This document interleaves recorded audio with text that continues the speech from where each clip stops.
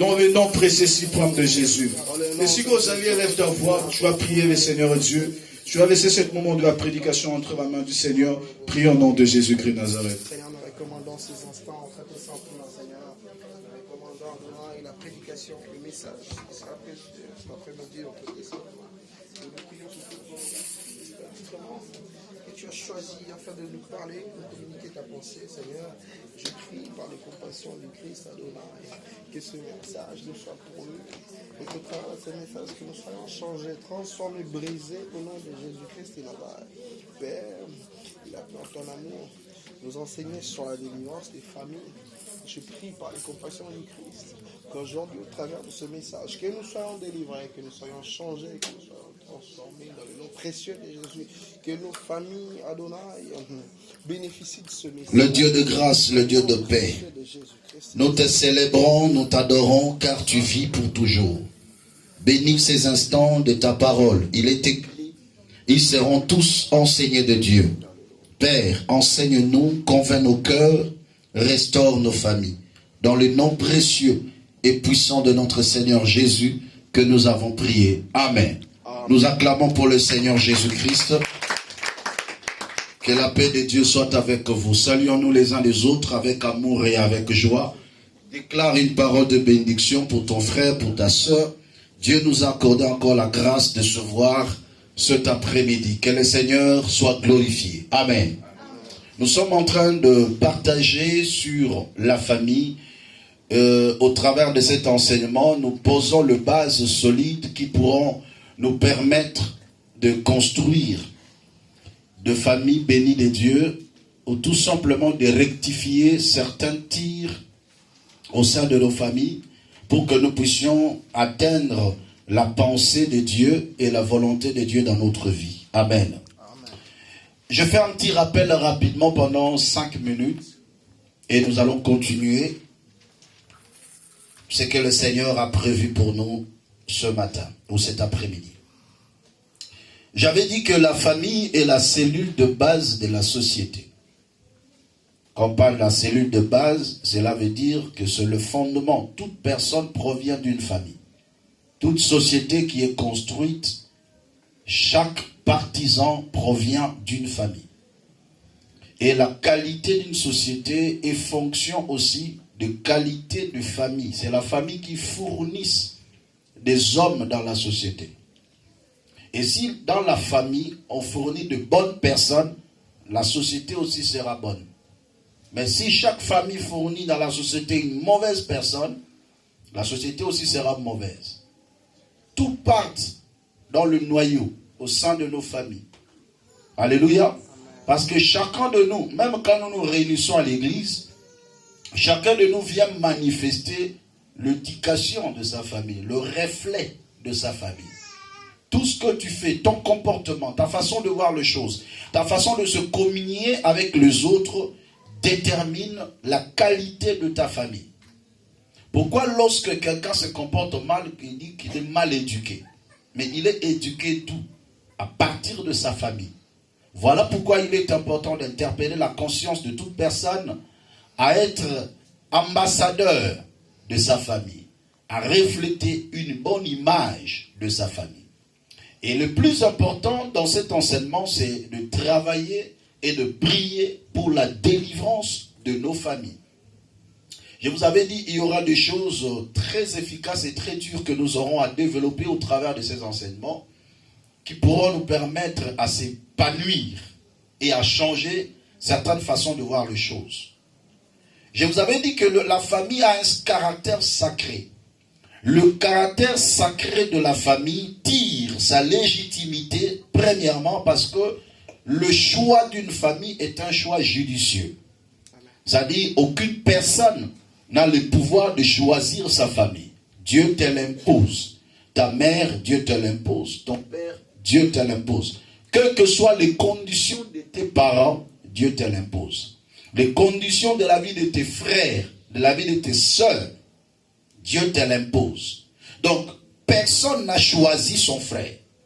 Je suis né avec toi, tu es mon frère, tu es ma sœur, je suis obligé d'être avec toi comme ça. C'est la loi de Dieu. Tu es né avec un père, Même s'il a un mauvais comportement, c'est ton père. C'est ta mère. Tu ne l'as pas choisi, c'est Dieu qui t'a imposé. Et ça, c'est important. Plus loin, nous allons comprendre pourquoi Dieu nous impose parfois nos familles et la mission que nous devons exercer. Deuxième élément qui fait que la famille puisse avoir un caractère sacré, c'est parce que Dieu ordonne la prise en charge familiale. Si la famille n'était pas sacrée, Dieu n'allait pas ordonner aux hommes de prendre soin de leur famille. Il y avait des classiques, quelqu'un ne prend pas soin de sien, et principalement de ceux de sa famille, il réunit la foi et il est pire qu'un infidèle. Donc quand Dieu recommande la prise en charge, cela est une imposition et cela nous permet de comprendre que cette famille-là est sacrée. Troisième élément, la famille est appelée à être unie mais n'est pas parfaite. La famille est appelée à être unie, mais la famille n'est pas appelée à être parfaite. Ne pense jamais que ta famille sera parfaite un jour. Jamais. Tout simplement parce que nous sommes des humains et nous sommes remplis d'imperfections. Et là où il y a des humains, il y a des problèmes. Voilà pourquoi même le monde l'atteste en disant que les linges sales se lavent en famille. Nous ne sommes pas appelés à être parfaits, mais nous sommes appelés à être unis. Donc pour dire qu'au-delà de nos imperfections, il y a une obligation d'être unis, d'être ensemble. Je t'aime malgré que tu es mauvais, parce que tu es mon frère, parce que tu es ma soeur. Je t'aime même si tu es méchant. Je prends ça comme un sujet de prière pour te soutenir. Mais tu restes mon frère, tu restes mon père, tu restes ma mère. Et c'est ce qui doit animer la pensée de chaque enfant de Dieu. La famille est sacrée. Respectez cela. Dans une famille, troisième élément ou quatrième élément qui définit le caractère sacré de la famille. Aucune personne n'est remplaçable. Toute personne dans la famille est irremplaçable. C'est ce qui atteste la qualité de sacré de la famille. C'est-à-dire, si vous avez eu un jour un père, s'il meurt, tu n'auras plus jamais un père. Et quand je dis le père biologique, tu n'auras plus jamais un autre père biologique. Le père est irremplaçable. Tu peux avoir un père adoptif, tu peux avoir un père qui te prend en charge, mais tu ne peux plus jamais avoir un deuxième père biologique. Si tu as un fils et que tu l'as perdu, tu ne pourras jamais avoir un autre fils. Tu peux adopter un fils, mais un fils biologique, tu ne l'auras jamais. Donc, dans la famille, de la même manière que toute personne est irremplaçable, non, la famille est sacrée. Amen. Alléluia. Amen. La famille est sacrée. Protège celui que Dieu te donne. Amen. Parce que s'il n'est plus là, tu ne l'auras plus jamais. Tu ne vas pas le remplacer. Combien de gens meurent, leurs frères, leurs sœurs? Mais parfois, lorsqu'ils sont en vie, on les néglige. On ne s'occupe pas d'eux. Mais quand ils meurent, nous pleurons. Pourquoi? Parce qu'on sent un vide, qu'il est irremplaçable. Vaut mieux qu'il soit là, même si je ne l'aidais pas, mais qu'il soit là au moins. Parce que tu sens qu'il est irremplaçable. Alléluia. Amen. Et surtout, ceux qui pleurent plus, c'est ceux qui n'ont pas pris en charge leurs frères et sœurs, et ils sentent maintenant qu'il n'est plus là. Donc, j'aurais dû le prendre en charge. J'aurais dû faire quelque chose. Et même dans ses regrets, ça lui pousse à pleurer beaucoup. Qui a dit amen? Amen. Ça, c'est la réalité. Souvent, des gens qu'on néglige, lorsqu'ils meurent dans la famille, on pleure plus. Parce que tu te dis, je pouvais faire mieux pour lui. Mais je ne l'ai pas fait. Et il n'est plus là. Tu ne vas pas le remplacer. Et enfin, la famille est semblable à un arbre où chaque branche prend sa direction, mais tout arbre est lié à une même racine. C'est-à-dire, dans une famille, chacun peut prendre sa direction, c'est-à-dire chacun peut avoir son comportement, son caractère différent de l'autre. Mais ce qui nous unit tous, c'est la racine, c'est le sang. Le sang est plus fort que nous-mêmes. Alléluia. Le sang est tellement fort que nous-mêmes. Le sang qui nous unit dans la famille, c'est ce qui fait que la famille a un caractère sacré. Respecte même le sang que ton frère porte. Respecte ton père parce que tu portes son sang. Prends soin de tes frères parce qu'ils portent le même sang que toi. La famille est sacrée. Regarde ton frère qui est à côté de toi. Dis-lui, la famille est sacrée. La famille est sacrée.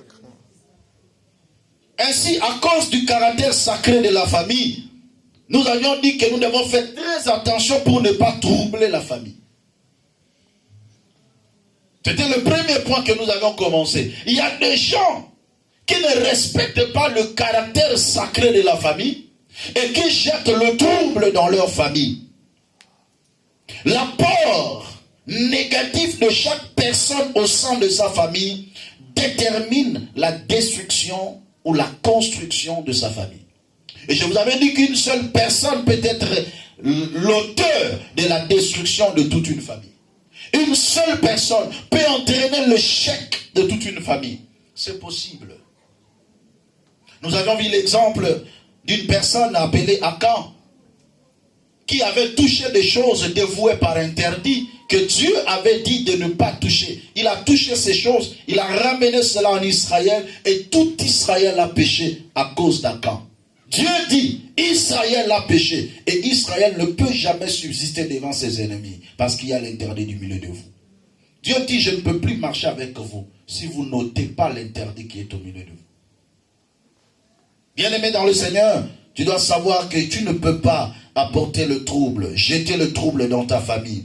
Je vous avais dit, il y a des catégories de personnes qui jettent le trouble dans leur famille. Il y a ceux qui apportent une charge de plus, ceux qui apportent un interdit, ceux qui commettent des dégâts, des crimes, et cela coûte à la famille. Et la famille est obligée d'intervenir.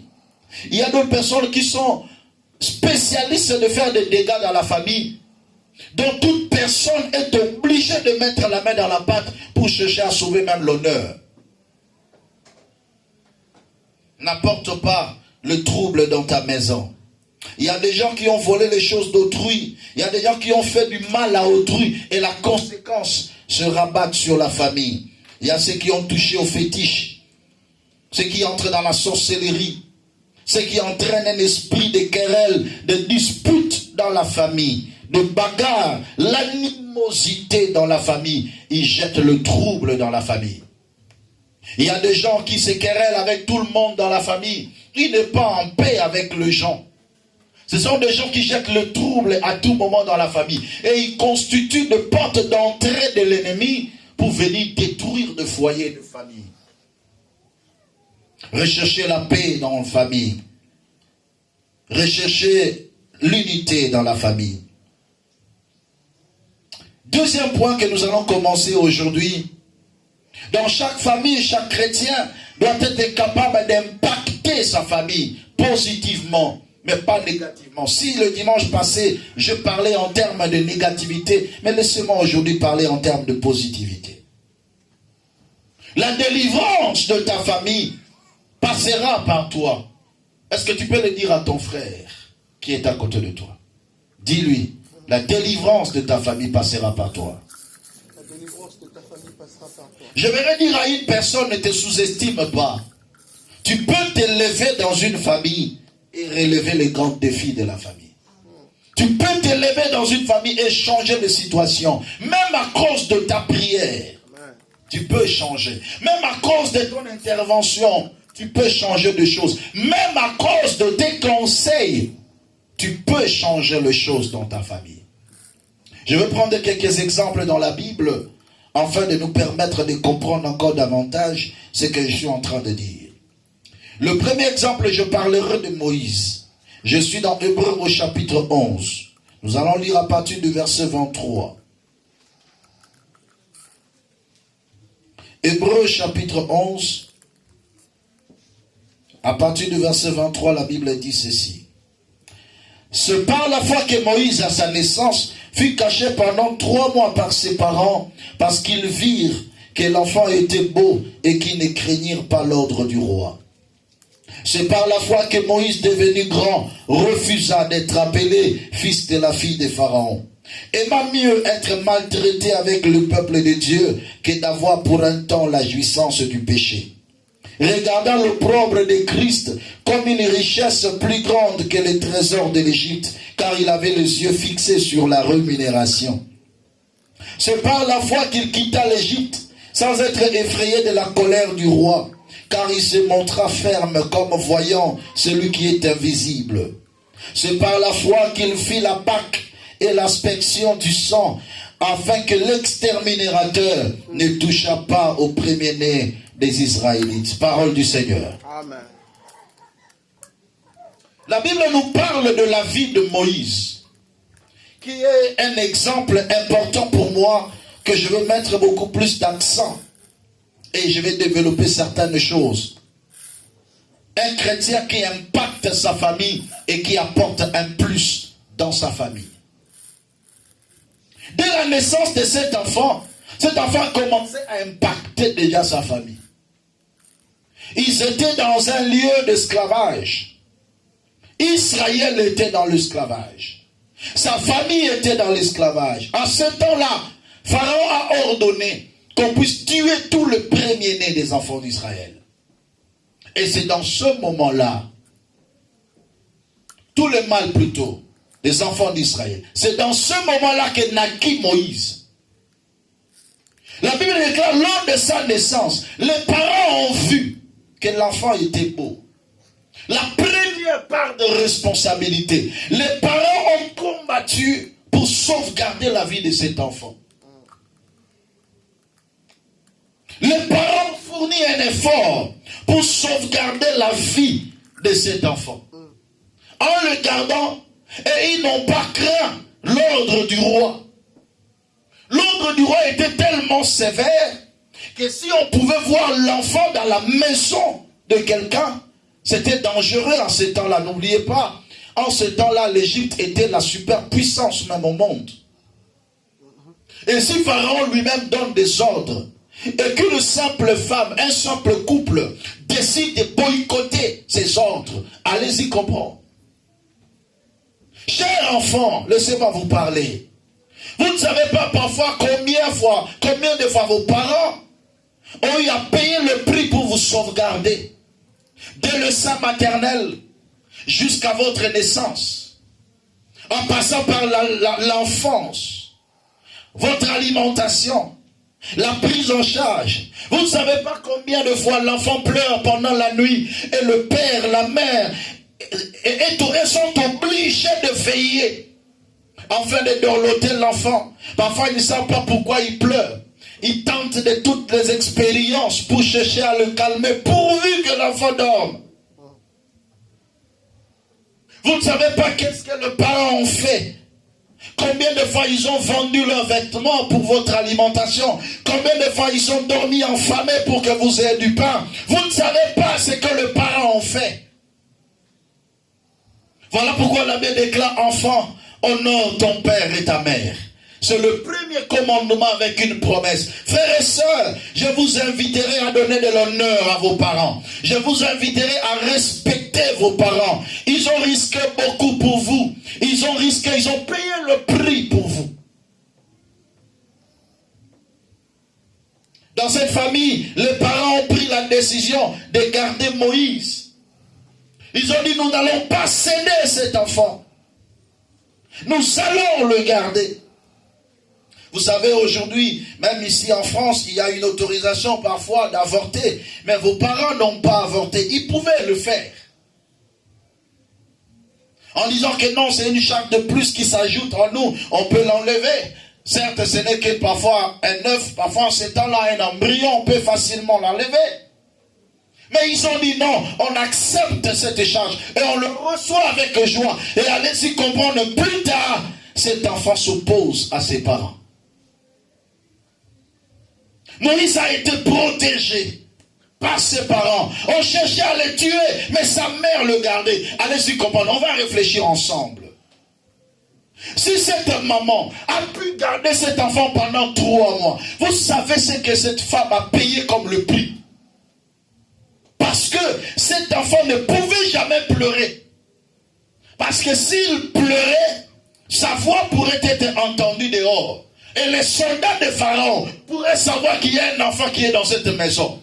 Donc pendant 3 mois, cette femme a veillé afin que cet enfant ne pleure pas. Et vous savez, la meilleure façon de veiller sur un enfant pour qu'il ne pleure pas, c'est l'allaiter à tout moment. À chaque fois que cet enfant pleurait, sa maman était disponible pour l'allaiter. J'ose croire que cette femme avait maigri. Parce que plus on l'allaite, plus aussi on peut maigrir. On peut perdre de santé à cause de ça. Parce que l'enfant tète beaucoup tellement. Vu que tu n'as pas besoin qu'il pleure. Tu as besoin qu'il reste silencieux. Tu as besoin qu'il dorme. Tu as besoin qu'il soit bien. Voilà pourquoi dans la vie, il y a une réciprocité. Alléluia. Dis avec moi réciprocité. Non, je suis pas avec vous. Vous devez être là avec moi. Dis avec moi réciprocité. Tellement que cet enfant avait l'esprit de Dieu. Tellement que cet enfant était dans la destinée de Dieu. Je suis venu dire à une mère et à un père, la personne sur qui parfois tu es en train de peiner, de payer le prix, peut-être un support de ton bonheur de demain. Je déclare et je prophétise que Dieu te donne des enfants qui seront de bonheur de ta vie de demain. Au nom de Jésus. Et la Bible déclare à l'âge de 3 mois, les parents ne pouvaient plus garder l'enfant. Ils l'ont laissé dans le fleuve. Dieu a déclenché un miracle. La fille de Pharaon est descendue dans le fleuve Nil et elle a récupéré cet enfant. Et elle dit, qui peut allaiter cet enfant? La grande sœur de Moïse, Myriam, suivait l'enfant. Et elle se précipita pour dire à la fille de Pharaon, moi je connais une femme des Hébreux qui peut l'allaiter. Il a appelé sa propre maman pour l'allaiter. Et l'abbé déclare, la fille de Pharaon lui paya le salaire pour avoir allaité son propre fils. Je déclare que cela soit ainsi dans ta vie. Bien-aimé, la mère de Moïse a été payée pour avoir allaité son propre fils. Parce qu'elle a payé le prix aussi. Tika sacrifice na yo n'est pas maté. Non, est-ce que dans le bala motumo kwa ba sacrifice au sala pona bana na yo n'est pas maté. Ba sacrifice au sala pona bana na yo n'est pas maté. Au nom puissant de Jésus. Il faut lire la moine na yo. Le bas amène à bien. Amen. Tu es dans sortie note. Le belang amène à bien à te. Na lobi il faut lire la bana na yo. Nzambe fa peso bana o ba ozaba souci ya bonheur na yo. Bano ba opanguso ma ya miso. Bano ba otelema babi to kosala nyonso pona mama na biso. To kosala nyonso pona papa na biso. To kobunda pwako bako bazala ba. Amen. Alléluia. Cet enfant bien-aimé a nourri toute la famille, mais à l'âge de 3 mois. Moïse a bouleversé les choses dans sa famille. La famille a eu l'accès dans le palais royal à cause de Moïse, mais âgé de 3 mois. Tu peux faire de grandes choses. Tu peux impacter ta famille, bien-aimée dans le Seigneur. Mais impacte la famille positivement.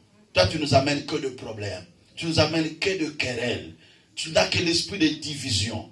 Tu es là que pour nous faire chamailler à tout moment. Non, on a besoin de fils qui apportent la vie. On a besoin de fils qui apportent la joie. Nous avons besoin de fils qui nous fait introduire dans le lieu élevé. Cette maman qui était obligée de garder son enfant dans sa tente, mais a eu l'accès dans le palais royal à cause de son enfant. Moi, j'aime dire aux gens que l'investissement le plus précieux, c'est sur nos enfants. Mais pourvu qu'il y ait réciprocité. La Bible déclare, c'est par la foi que Moïse, devenu maintenant grand, il a commencé à impacter sa famille. Lorsqu'on a la capacité d'impacter la famille, on peut aussi impacter la nation.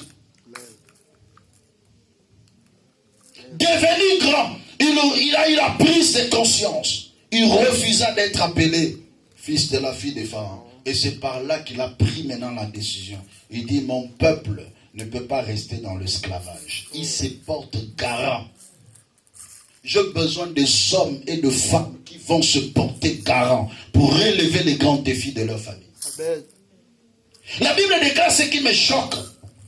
Aimant mieux, verset 25, aimant mieux d'être maltraité avec le peuple de Dieu que d'avoir pour un temps la jouissance du péché. Regardons l'opprobre de Christ comme une richesse plus grande que le trésor de l'Égypte, car il avait les yeux fixés sur la rémunération. Lui qui était déjà bien, stable, on le préparait à être roi, parce qu'il était considéré comme le prince. Le petit-fils du roi peut devenir roi plus tard. Il avait une bonne vie. Il pouvait s'en foutre de la famille. Alléluia. Il avait une bonne vie, mais il dit non. La Bible dit aimant mieux d'être maltraité avec son peuple que d'avoir pour un temps la jouissance du péché. Pendant que toi tu jouis, ton peuple souffre. Pendant que toi tu jouis, ta famille souffre. Pendant que toi tu jouis, tes enfants souffrent. Pendant que toi tu jouis, tes parents souffrent. Moïse dit non. Je dois relever ces défis. Je dois m'engager pour me battre afin de relever ces défis. Il a refusé l'identité de la richesse pour porter l'identité de la honte. Mais avec comme objectif de délivrer sa maison. Et du haut des cieux, Dieu le choisit. Bien-aimé, Dieu élève tous ceux qui ont le souci de relever leur famille. Amen. Dieu bénit tous ceux qui ont le souci de relever leur famille. Amen. Et souvent dans une famille, Dieu pointe du doigt à une personne pour qu'il soit une source de bénédiction pour plusieurs. Alléluia. Amen. Si tu ne comprends pas ça, tu vas réagir en tant qu'humain. Et tu diras pourquoi seulement moi? Tout ça se passe qu'en moi. C'est parce que tu n'as pas encore compris que tu es sur le toile que Dieu a choisi pour que tu sois une source de bénédiction pour plusieurs. Amen. C'est ça le principe de Dieu. Dieu choisit une personne, il élève, il bénit, et au travers de lui, tout le monde vient s'abriter. Est-ce que quelqu'un est en train de comprendre ça? Très bien. Deuxième exemple, c'est l'exemple d'Esther. Je n'aurai pas trop de temps pour lire, mais vous pouvez lire à la maison Esther chapitre 4. Je vais lire que cette partie-là, versets 10 à 17. Dieu a choisi Esther au milieu de son peuple. Esther était la fille d'un pauvre. Celui qui l'a adopté, Mardoché, était un pauvre. Il est allé chercher du travail et on l'a engagé comme portier de Pharaon et d'Assyrus en ce temps-là. On l'a engagé comme portier. Ils étaient tellement pauvres. Mais elle écoutait le conseil de son tuteur. Elle écoutait les orientations de son tuteur. Celui qui méprise les conseils, c'est père. Nous devons préparer nos enfants pour l'élévation. L'éduquer pour de grandes choses. Voilà pourquoi j'avais prévu une portion d'enseignement où je parlerai sur la gestion des enfants. Parce que l'encadrement que vous donnez aux enfants aujourd'hui, c'est ce qui va définir leur avenir de demain. Ce qui va définir. Voilà pourquoi un père ne blague pas avec l'éducation de son enfant. On ne met pas trop de sentiments. De peur que certains sentiments soient des sentiments diaboliques. Où tu peux faire un laisser-aller à l'enfant et l'enfant se gâte. Et ça deviendra la ruine de ta vie de demain. Car l'abbé déclare, un fils sage fait la joie de son père. Mais un fils insensé fait le chagrin de sa mère et la honte de sa mère. Pour ne pas être honteux demain, alors prends du temps de préparer l'enfant. Cet homme a préparé cette fille. Malgré leur pauvreté, ils n'étaient pas matérialistes. Malgré leur pauvreté, ils n'avaient pas les yeux fixés sur des choses qu'on ne l'a pas données. Cet enfant est grandi dans cette éducation-là. Cet enfant, Esther, était grandi dans le contentement. Donc ça dit, ce que nous avons, j'en jouis. Ce que nous n'avons pas, je dis merci Seigneur, on avance. Les enfants doivent comprendre cela. Même si nous sommes en Europe, on n'est pas censé de leur donner tout ce qu'ils veulent. S'il y en a, on donne. S'il n'y a pas, on leur dit. On n'en a pas. Ne cache pas la face. Dis des choses clairement à l'enfant. Tu as besoin de ça, je suis capable de te le donner, je te le donne. Je ne suis pas capable de te le donner, je t'explique que je ne peux pas te donner. Point barre. Point barre. N'aille pas derrière le dos de la cuillère. Dis à l'enfant la vérité en face. Que l'enfant sache tes moyens. Que l'enfant sache tes capacités. Que l'enfant sache ce que tu as. Parce que tu ne peux pas aller au-delà de ce que tu n'as pas. Qui dit amen dans ces choses? Amen. C'est très important. Cette éducation que Esther a eue l'a sauvée au moment du choix de la femme du roi. Pendant qu'on les fait passer devant les richesses, la Bible déclare toutes les femmes prenaient des choses. Mais l'officier du roi était là. Égé, le chef des eunuques du roi, ceux qui gardaient les reines, il était là, il regardait. Mais quand Esther est venue, elle pose la question, qu'est-ce que je peux prendre? Alléluia. La Bible déclare, Esther n'a pris que ce qui a été désigné par Égé, chef des eunuques. À cause de ce comportement, à cause de son parcours, on a vu une fille désintéressée des choses du monde et le choix a été porté sur elle. Tout ça pourquoi? À cause de l'éducation qu'elle a eue à la maison. Mais le plus grand problème, c'est là où nous allons. Elle est devenue reine plutôt, mais c'était pour un objectif: impacter et déclencher la libération de sa famille. Alléluia. Amen. Écoutez Esther chapitre 4, verset 10 à 17. Il est écrit ceci. Esther chargea Hatach d'aller dire à Mardochée: tous les serviteurs du roi et le peuple de province du roi savent qu'il existe une loi portant peine de mort contre quiconque, homme ou femme, entre chez le roi dans la cour intérieure sans avoir été appelé. Celui-là seul a la vie, sauf à qui le roi tend le sceptre d'or. Et moi, je n'ai point été appelé auprès du roi depuis 30 jours. Lorsque les paroles d'Esther eurent été rapportées à Mardochée, Mardochée fit répondre à Esther: ne t'imagine pas que tu échapperas seul d'entre tous les Juifs jusqu'à ce que tu aies, parce que tu es dans la maison du roi. Car si tu te tais maintenant, le secours et la délivrance surgiront d'autre part pour le Juif. Et toi et ta maison et la maison de ton père, vous périrez. Et qui sait si ce n'est pas pour un temps comme celui-ci que tu es parvenu à la royauté? Esther envoya dire à Mardochée: va, rassemble tous les Juifs qui se trouvent à Suse et jeûnez pour moi sans manger ni boire pendant 3 jours. Ni la nuit ni le jour. Moi aussi je jeûnerai de même avec mes servantes. Puis je rentrerai chez le roi malgré la loi. Et si je dois périr, je périrai. Mardochée s'en alla et fit tout ce qu'Esther avait ordonné. Parole du Seigneur. Acclamez pour cette parole. Des chrétiens qui impactent leur famille. Des chrétiens qui travaillent dur pour relever les grands défis de leur famille. Vous devez savoir une chose. J'avais dit le dimanche passé. Dans nos familles, ne soyez pas de ceux qui disent c'est sa vie.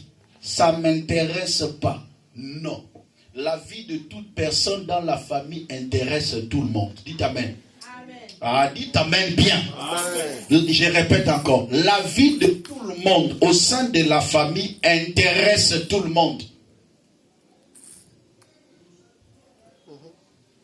Esther dit: je ne peux pas entrer auprès du roi pour défendre mon peuple. Parce que la loi me l'interdit. Si le roi ne t'appelle pas, tu ne peux pas entrer chez le roi. Mais Mardochée lui dit: sache-le très bien, que Israël est en danger. Si Israël est en danger aujourd'hui, et qu'il y a un malheur qui s'abat sur Israël, toi tu ne seras pas épargné. La personne dont tu dis que sa vie ne m'intéresse pas, mais l'impact de son malheur t'affectera. D'une manière ou d'une autre, même en termes émotionnels.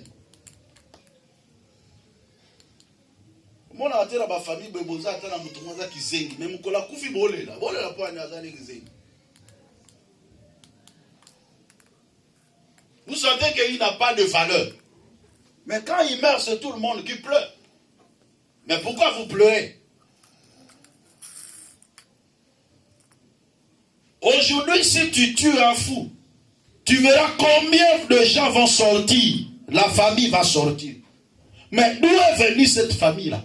Ils étaient où? Quand cet homme déambulait dans la rue. Je suis venu dire à quelqu'un, le malheur d'une personne dans la famille peut affecter toute la famille. Esther croyait que parce qu'elle était dans la maison du roi, si ça bat un malheur, lui c'est où elle sera épargnée. Mardochée lui dit non, la famille ne marche pas comme ça. On est une famille.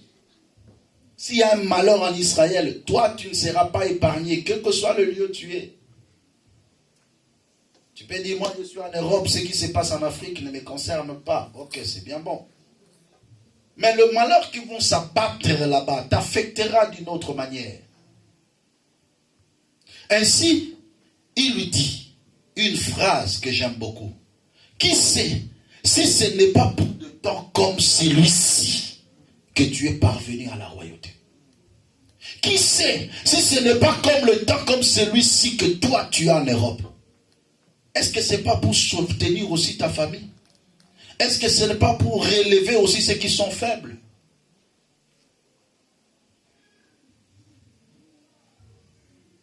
Ne vous en faites pas, j'ai un message complet. Parce que beaucoup peuvent me dire, pasteur, moi je soutiens beaucoup, mais j'ai été déçu. Ne t'en fais pas, on va y arriver. Je lis dans vos cœurs là. Je lis dans vos cœurs. Esther dit non, je veux me lever. Cette phrase m'a affecté. Mardochée lui dit, si tu es arrivé à la royauté, c'est parce que il y avait un temps comme celui-ci. Si Dieu te donne une position, c'est qu'il y a un temps qui devait venir à cause de ta position, toi tu vas sauver ta famille. Toute position que nous avons a une mission vis-à-vis de notre famille. Toute bénédiction qui est entre nos mains a une mission pour notre famille. Dis encore, la famille est sacrée, comment? La famille est sacrée. Encore une fois. La famille est sacrée. Répète-la très fort. La famille est sacrée. Et tu dois te battre pour la délivrance de ta famille. Ainsi, lorsqu'elle a eu la prise de conscience, elle dit, j'entrerai auprès du roi, malgré la loi. Bien-aimé, toute personne qui s'élève pour combattre en faveur de sa famille, Dieu ne l'abandonne pas. Amen. Dieu l'accompagne toujours. Amen. De la même manière, il a accompagné Moïse à vaincre Pharaon et à libérer le peuple. De la même manière, il a accompagné aussi Esther à entrer auprès du roi. Et le roi a étendu sa verge, son sceptre d'or, pour dire que je t'approuve dans ma présence. Et elle a intercédé pour la libération de sa famille. La délivrance de ta famille passera par toi. Dis après moi, la délivrance de ma famille passera par moi. Comment? La délivrance de ma famille passera par moi. Dis-le encore avec conviction. La délivrance de ma famille passera. Pour la troisième fois, la délivrance de ma famille passera par moi. Tu as tout ce qu'il faut pour que la délivrance passe par toi. Tu as tout le potentiel pour que la délivrance de ta famille passe par toi. Troisième exemple, que je n'aurai pas trop de temps, c'est l'exemple de Gédéon. Gédéon a vécu dans un moment où Israël était vraiment dans le chaos total. Un moment où Israël était trop faible parce qu'ils ont péché devant l'Éternel. L'Éternel les a livrés au peuple Madian. Ce peuple-là a entraîné Israël. Je suis dans Juge 6 à partir du premier verset. J'explique le texte. Le peuple Madian s'est fait maître d'Israël. En telle enseigne qu'il pillait tout ce qui se produisait en Israël et il ne restait ni vivre, ni brebis, ni bœufs, ni âne en Israël. Il restait rien du tout en Israël. Il y avait une pauvreté extrême. La Bible déclare au verset 6, Israël fut très malheureux à cause de Madian. Et les enfants d'Israël crièrent à l'Éternel. Pendant que Israël était très malheureux, au milieu d'Israël, il y avait une personne qui avait la solution d'Israël, mais inconscient. Dans nos familles, nous avons des personnes qui ont des solutions pour relever les grands défis de la famille, mais qui restent inconscients. Alléluia. Amen. Ils sont tellement inconscients qu'ils peuvent faire quelque chose. Ils peuvent s'élever, comme Esther aussi qui était inconscient autrefois. Jusqu'à ce qu'on lui dise, est-ce que tu ne sais pas que c'est pour des moments comme celui-ci que tu es parvenu là-bas? Tu ne sais pas, par ton intelligence, tu peux délivrer ta famille. Tu peux mettre en place une politique importante pour relever les grands défis de la famille. Allez-y comprendre ensemble avec moi. Verset 11. Puis vint l'ange de l'Éternel et il s'assit sous le térébinthe d'Ophra qui appartenait à Joas, de la famille d'Abiézer. Gédéon, son fils, battait du froment au pressoir pour le mettre à l'abri des mendiants. L'Éternel, l'ange de l'Éternel lui est apparu et lui dit, l'Éternel est avec toi, vaillant héros. Bien-aimé dans le Seigneur, il y a une chose que moi, j'aime parler aux parents. Parce qu'aujourd'hui, je suis entre vous, les parents, les enfants, ça peut bien pour relever la conscience de tout un chacun de nous. Amen. Cet enfant, qu'est-ce qu'il faisait? La Bible déclare, il battait du froment au pressoir pour se mettre à l'abri des Madianites. Il se met à l'abri des Madianites. Parce que l'objectif était quoi? Si les Madianites vous trouvent avec la nourriture, ils viennent, ils prennent ça. Ils vous laissent enfamer. Et lui, il battait du froment dans le pressoir. Frère, le pressoir, ils ont la tête de tout à foufou. Ou tout à foufou, n'a dit beaucoup. Pressoir, en réalité, moutouan rosé la moté dans ce temps-là. Pour ils auraient tellement kilos. Ils avaient mis des esclaves, des bandes, au nika, ba foufou, il y a quantité de na ba pressoir. Ba na au tindika, mo boebo, ba luka, mo tindika. Alléluia. C'est ce qu'on appelait le pressoir. Mais lui, il était seul, en train de tirer, de travailler sur le pressoir pour que sa famille puisse avoir à manger. On reconnaît même dans la maison un enfant qui a le sens de responsabilité par les soucis des autres dans la famille. Atazana moi 10 euros. Aka sombi c'est mon ayena monanda. Manoya. Ako bon sa famille lopi. Tu as dit amen. Amen. Et non pas oya zakanda ya kutinyo sa ngoli. Tama bundi. Tali. Kula nganga. Alléluia. Cet enfant était comme ça. Il travaille, il dit non, ma famille ne peut pas mourir en famille. Il s'est caché. Il est en train de battre le froment pour se mettre à l'abri de Madia. Dieu le regarde là-bas. Dieu est apparu, dit, toi tu es un vaillant héros. L'Éternel est avec toi, vaillant héros. Est-ce qu'il y a un signe en toi qui peut attester que demain, si Dieu marche avec toi, tu peux sauver ta famille? Parfois, nous constituons des blocages des bénédictions parce qu'on ne s'intéresse pas aussi à nos familles. Nous bloquons l'action de la bénédiction de Dieu dans nos vies. Est-ce que quelqu'un est en train de comprendre? Nous bloquons l'action de la bénédiction de Dieu. L'Éternel est avec toi, vaillant héros. Gédéon lui dit, ah mon Seigneur, si l'Éternel est avec nous, pourquoi toutes ces choses ne sont-elles arrivées? Et où sont ces prodiges que nos pères nous rencontrent quand ils disent, l'Éternel ne nous a-t-il pas fait monter hors d'Égypte? Maintenant, l'Éternel nous abandonne. et il nous livre entre les mains des mendiants. L'Éternel se tourna vers lui et lui dit, va avec cette force que tu as. Tu as une capacité en toi. On reconnaît celui qui peut sauver la famille, non pas par des millions, même avec le peu qu'il a. Dieu dit, j'approuve. Et le Seigneur multiplie, bénit. N'attends pas, quand tu seras élevé en dignité, que tu vas prendre soin de ta famille. Tu ne le feras pas. Parce que si tu es incapable de faire avec le peu que tu as, tu ne pourras jamais faire si tu en as beaucoup. Alléluia. Tu ne pourras jamais faire si tu en as beaucoup. Soutenez-vous mutuellement.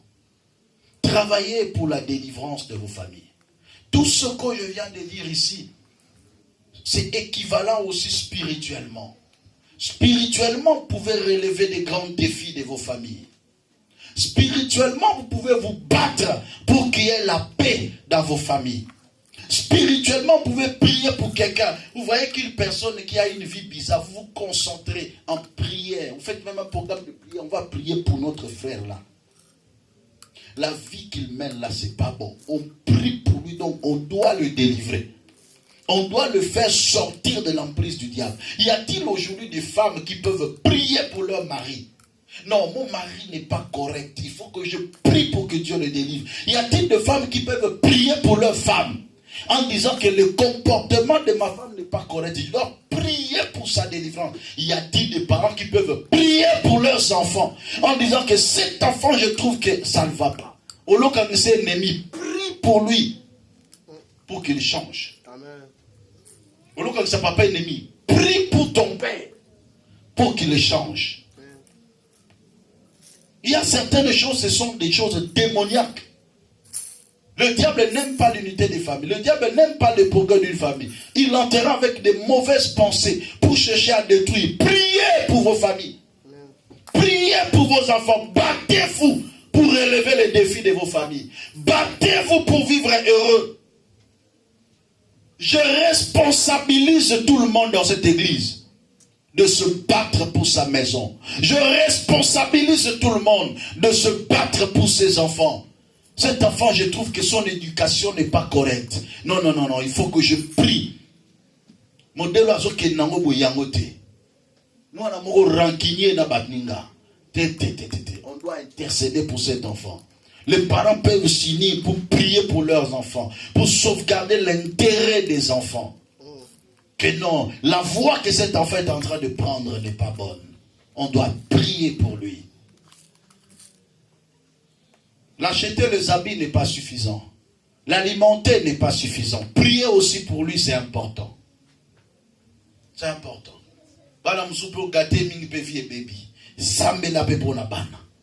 Alléluia. Montrez-leur la voie du Seigneur. La Bible déclare, montre à l'enfant le chemin qu'il doit suivre. Quand il sera grand, il ne s'en détournera pas. C'est très important. Est-ce qu'on peut prier maintenant? Lèvons-nous. Acclamez le Seigneur. Vérifie que tu es en train d'acclamer le Seigneur. Acclame encore, acclame le Seigneur. Acclame Dieu, acclame Dieu. Quand tu te lèves, tu acclames. Je vais voir tout le monde se lever et en train d'acclamer le Seigneur. Et cette acclamation que tu fais est en train d'attester que Dieu est de ton côté.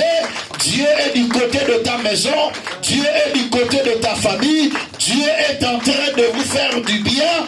Dieu est en train de vous restaurer. Et pendant que tu acclames là, la bénédiction de Dieu s'élève sur toi. Pendant que tu acclames là, la grâce de Dieu s'élève sur ta maison. Commence à bénir Dieu pour ta maison. Et commence à prier le Seigneur. Dis à Dieu, j'ai besoin de ta présence dans ma famille. J'ai besoin de ta présence dans ma maison. Que ton règne vienne.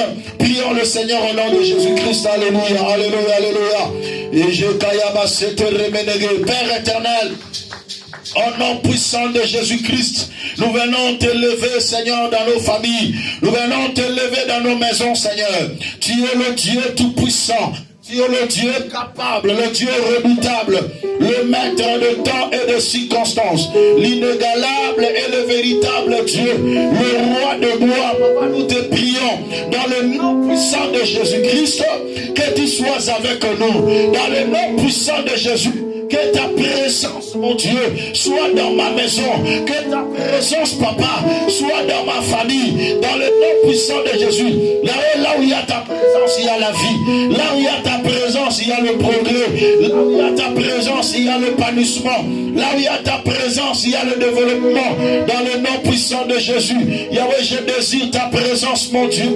Yahweh, j'implore pour que ta sainte présence, mon roi, puisse se révéler, puisse se manifester dans ma vie, Jésus, dans le nom puissant de Jésus-Christ. Oh Dieu, Dieu de mon salut, le puissant gardien de mon âme, je t'implore dans ma famille, Seigneur, j'implore ta présence dans ma maison, oh Dieu, afin que tu règnes, afin que tu te manifestes. Bien-aimé, je veux que tu pries maintenant avec autorité. Quel est cet esprit qui bloque ta famille? Quel est cet esprit qui t'empêche d'avoir une famille heureuse, d'avoir une famille prospère, d'avoir une famille en paix, d'être réconcilié, d'avoir l'amour? Qu'est-ce qui détruit ta famille? Prends autorité, commence à chasser tous les esprits qui s'opposent à ta famille. Bête ta maman, papa, délémez-la, esprit de ta famille. La commune spatiale de s'appeler, alléluia, alléluia, alléluia, alléluia, alléluia. Monte dans la prière, bien-aimé, monte dans la prière, détruis les œuvres du diable. Ta capacité dans la prière détermine le miracle que tu reçois. Ta capacité dans la prière, bien-aimé, détermine la délivrance que tu reçois de ta famille. Prie pour ta maison, prie pour la réconciliation avec tes frères, avec tes soeurs, avec tes parents, avec tes enfants. Commence à détruire tout ce qui vous empêche d'être en paix, tout ce qui vous détruit, tout ce qui est en train de descendre, la pauvreté, la maladie dans la maison, la mort dans la maison. Commence à le chasser, commence à le chasser, loin de toi, loin de ta maison, au nom puissant de Jésus, en vertu de l'autorité et du pouvoir surnaturel qui m'a été conféré à la croix de Golgotha. Aujourd'hui, je viens détruire les œuvres des ténèbres, je viens renverser le plan du diable qui peut s'élever contre la vie de mes enfants. Dans le nom puissant de Jésus, tout esprit de manque, de sécheresse, de pauvreté, de blocage, au nom de Jésus, libérez ma famille, libérez la vie de mes parents, libérez la vie de mes frères et sœurs. Dans le nom puissant de Jésus, dans ma famille, dans ma maison, je détruis les œuvres occultes, je renverse le plan de sorcellerie, d'envoûtement et de mauvaise. Claque les mains, bien-aimés, priez, claque les mains et monte en prière. Dans le nom puissant de Jésus, chasse cet esprit-là qui t'empêche de se marier.